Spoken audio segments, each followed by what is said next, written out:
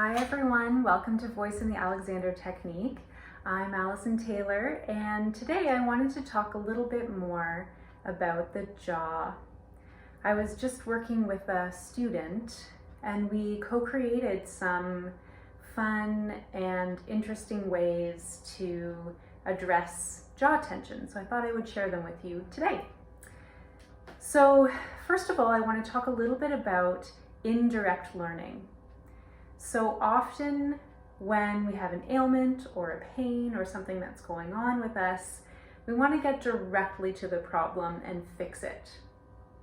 I know I can relate to that hugely with my voice and vocal challenges, technical issues. I just want to fix it.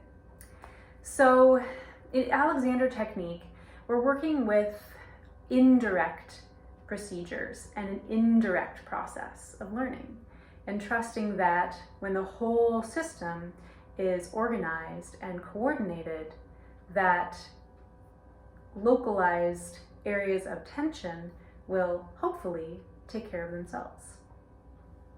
Our hypothesis is that if the whole system is functioning and coordinating freely and with ease, that any jaw tension that I may have been experiencing from a miscoordination or malcoordination will sort itself out without me having to get in there and fix it. That's not to say that yummy jaw massage and base of tongue massage are not great. They're great. Do those. Do the things that are helping you. Keep doing them. And today we're going to do a little sequence that can help support the jaw by freeing up areas around it throughout your whole system. So the first thing we're going to play with sitting today, I'm sitting on my chair, is noticing your support. So feeling your feet on the floor and feeling your sitting bones on your chair. If you're on a couch or a cushy chair, you might not feel your sitting bones, which are little rockers at the bottom of your pelvis. So you may want to pause and switch to a harder chair, a harder surface, just to compare and see what you notice. So just notice your support and have a little rock and back and forth on your sitting bones. There will be some other videos exploring the hip joint and the top of the leg bone and where that is situated in the pelvis to create the hip joint. But for now, just know that you're rolling around the top of your femur, the head of the upper leg bone, and that your sitting bones are at the base of your torso, a little bit under and behind the hip socket. So there's dimension and depth in there. Great. And now that we're all seasick, we'll just come to rest. And now come way up to your head spine joint, located roughly between the ears. If you put your fingers just in front of your ears, that joint of the head and spine is up there. If you draw little circles with your nose, just the tiniest little circles, you can explore the tiny movements possible at this joint. If we're doing bigger movements and following a mosquito around us or a fly, you'll notice that the neck becomes involved. And if you want to see behind you, you'll notice that the whole spine becomes involved. Again, we'll explore this in other videos, but today it's just a little crash course in the base of your torso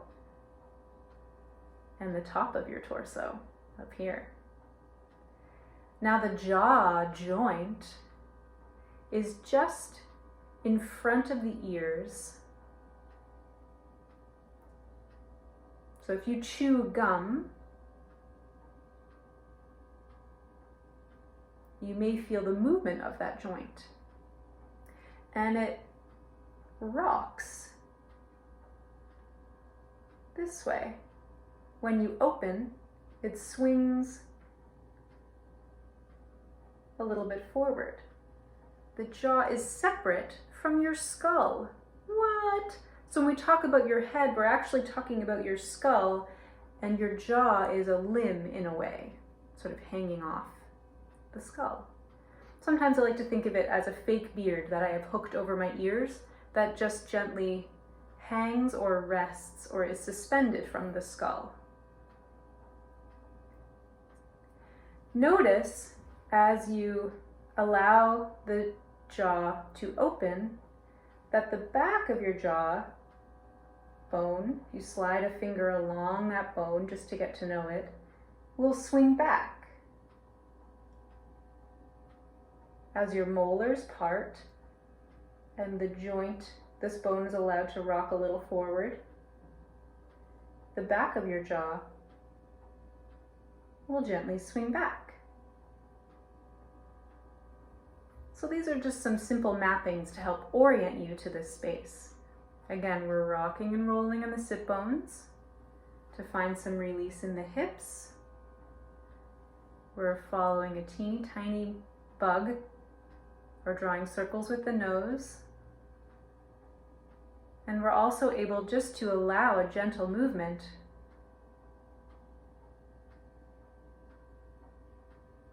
in that jaw joint. So the next thing we're going to explore to help support freedom in the jaw area is actually your whole arm structure. We won't get into too much detail about the arm structure right now, but just explore some movements like scratching your nose, scratching your head, check your tag, give yourself a hug, trying to scratch your back, scratch behind your back. So all of these movements are possible. Pick some grapes from a high, overhanging trellis. If you hate grapes, maybe pick some chocolates that are growing on this magical vine. Pick some magical hanging watermelons. Explore that movement in your arms. When the arm structure is free to float atop of the rib cage, to rest on this exoskeleton, that also helps free up the neck and the jaw and the throat as well for singing. If I'm braced in my arm structure, or if I'm pulled down in myself, all of that coordination will have an impact on the freedom of my jaw. The last little tidbit that we're going to add today is gently cleaning around your teeth with your tongue.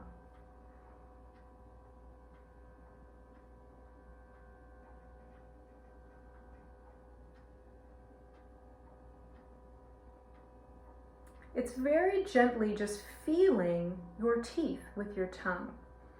It's not one of those situations where you've just eaten like almonds and you have just almond bits all over and you're like really digging and trying to dig them out.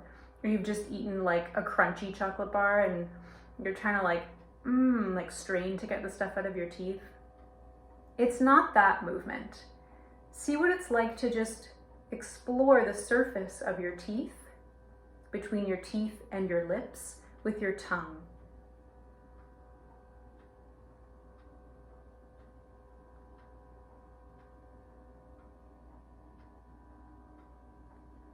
Notice that there's a very gentle lateral movement possible of the jaw, as well as an open-close movement with this exploration of the tongue.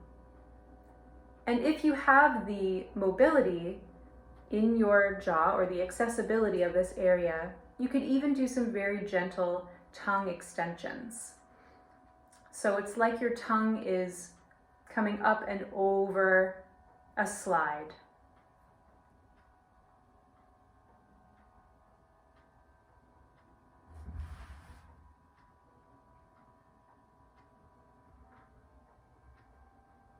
And as you're doing this, just noticing How free are my hips right now? Where's my support as I'm playing around with this tongue, jaw area?